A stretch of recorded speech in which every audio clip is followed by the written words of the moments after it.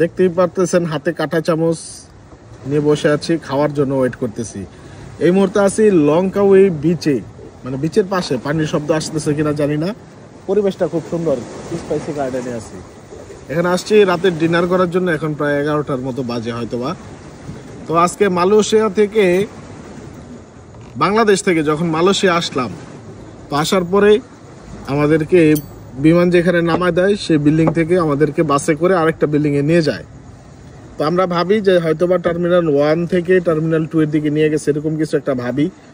তো একজন অনেকেও বলতেছিল যে টার্মিনাল 2 তে আমগো ব্যাগ দিব, ওই জায়গায় সবকিছু ওই জায়গায় অনেকে বলতেছিল যে টার্মিনাল 2 তে ব্যাগ দিবে, ওইখানেই রিসিভ করব। তো বাসে করে যখন নিয়ে গেছে ওই জায়গায় থামানো হয়েছে, তো আমরা ভাবছি তাহলে ব্যাগটা নিয়ে কিছু খাওয়া দাওয়া করি। তো ব্যাগটা রিসিভ করার পরে, লাকিজ রিসিভ করার পরে আমরা বার্গার কিং এ ঢুকলাম বার্গার খাওয়ার জন্য। Burger, chicken fry, French fry এগুলো অর্ডার করি। অর্ডার করার পরে ওটা ঘটনাটা ঘটেছে গিয়া আমরা যেই পার্সনটা জিজ্ঞেস করি যে ভাই, যে আমরা তো ডোমেস্টিকে যাবো, ওটা কোন দিকে? তখন কইতাছে যে ভাই ডোমেস্টিক যেতে হলে 5 তলায় যেতে হইব, আর যদি এয়ারপোর্টের বাইরে যান নিচতলায়, আর যদি খাইতে যান তাহলে দোতলায়। তখন আমরা ভাবলাম যে আচ্ছা ঠিক আছে, তাহলে আগে একটু খাওয়া দাওয়া করি, উপরে উঠা ডোমেস্টিকে লঙ্কা হইতে চলে আসবো। আমগো ফ্লাইটের গ্যাপ ছিল কিন্তু প্রায় 4-5 ঘন্টা। হ্যাঁ, আমরা মানে এতক্ষণ আগে যে কি করবো, এই কারণে আমরা রেস্টুরেন্টে খাইয়া বসেছিলাম। তারপরে যে ঘটনা পরে, তারপর আর কি, তারপরে আমরা 1 ঘন্টা বরাবর হাতে নিয়ে যখন উঠছি ওই রেস্টুরেন্ট থেকে বেরোইছি, বের হয়ে আমরা 5 তলায় গেছি।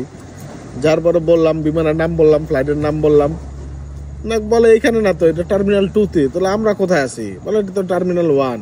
তো আমাদের যে বাসে করে আইনা দিল, এটা একই টার্মিনাল 1, এক বিল্ডিং থেকে আরেক বিল্ডিং এ দিয়ে গেছে। তারপর আর কি তারা একটা বাস দেখায় দেয়, এয়ারপোর্টের বাস, ওইটা দিয়ে আমরা ইমার্জেন্সি টার্মিনাল 2 তে যাই। যাওয়ার পরে তারা হ্যাঁ, কালা এক্সপ্রেস, মানে অনেক ভিতরে হাইটা ভিতরে যাইয়া আমাদের যে এয়ার এশিয়া টিকিট ছিল, এয়ার এশিয়াতে যাওয়ার পরে একটা লাকিজ একটু সাইজে বড় ছিল, আমার লাকিজটা একটু ছোট ছিল। তো ওই লাকিজটা বুকিং এর টাইম শেষ হয়ে গেছে, মাত্র 10 মিনিট আগে বুকিং এর টাইম শেষ হয়ে গেছে। এখন ওই লাকিজ নিবে না, মানে লাকিজ নিয়ে ওরা বিমানে উঠতে দিবে না। এখন সে তো তাড়াহুড়া শুরু করছে, সময়ও নাই, হয়তো আর 20 মিনিট বা আধা ঘন্টার মতো আছে।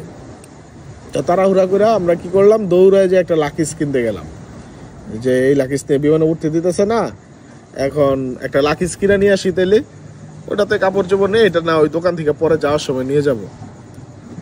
তারপর লাকিজ কিনলাম, কিনা যখন আমরা তাড়াহুড়া করে মানে বিমানে ঢুকলাম, ঢোকার পরে চিন্তা করলাম লাকিজটা কত দিয়ে কিনলাম। আচ্ছা, লাকিজটা কত দিয়ে কিনলাম? 250 টাকা, মালয়েশিয়ান টাকা 250 টাকা আমরা লাকিজটা কিনলাম। প্রায় 7000 টাকা প্লাস, মেবি 7000 টাকা পরে লাকিজটার দাম, যেটা বাংলাদেশের দামে 1000-1200, হাইস্ট 1500, ধরেন 2000 টাকা। সেই লাকিজটা আমরা ওইখান থেকে 7000 টাকায় কিনলাম, আমাদের লাকিজটা রেখে আসলাম এবং বিমানে উঠলাম। বিমানের টিকিট কাটলাম 5000 টাকা দিয়ে। বিমানের টিকিট আমরা কাটছি মালয়েশিয়ার কুয়ালালামপুর থেকে লঙ্কাউইতে আসবো 5000 টাকায়, 1 ঘন্টার ফ্লাইট। আর লাকিজ কিনলাম 7500 টাকা দিয়ে। তাহলে কি ধরনের আমরা খাইলাম? 5000 টিকিট বাঁচাইতে যায় 7500 দিয়ে লাকিজ কিনছি, 7500 দিয়ে ধরা খাইলাম। আর এখন আছি লঙ্কাউইতে, ঘুরতেছি না, মানে খাবার খুঁজতেছি, খাবার পাই না, বাঙালি খাবার নাই, সব মালাই খাবার। তো দুপুরেও খাইতে পারিনি, খুব ক্ষুধার্ত। কিছু ইন্ডিয়ান খাবার অর্ডার করছি, চিকেন তান্দুরি, মাটন বিরিয়ানি আর প্লেন নান, এইসব করছি। এই পাশটা একটু দেখা, খুব সুন্দর, হয়তো বা দিনে আরো সুন্দর থাকে। আমরা এই মুহূর্তে রাত্রে 11টা বাজে প্রায়। তো ইনশাল্লাহ মালয়েশিয়াতে আছি, দেখি কতটুকু কি দেখানো যায়। আর যারা একটু কম বুঝে, আমার মনে হয় এরকম আমাদের মতন সবাই ধরা খাবে। তো দেখতে থাকুন, ইনশাল্লাহ আগামীকালকে আরো নতুন ভিডিও দিব। আসসালামু আলাইকুম।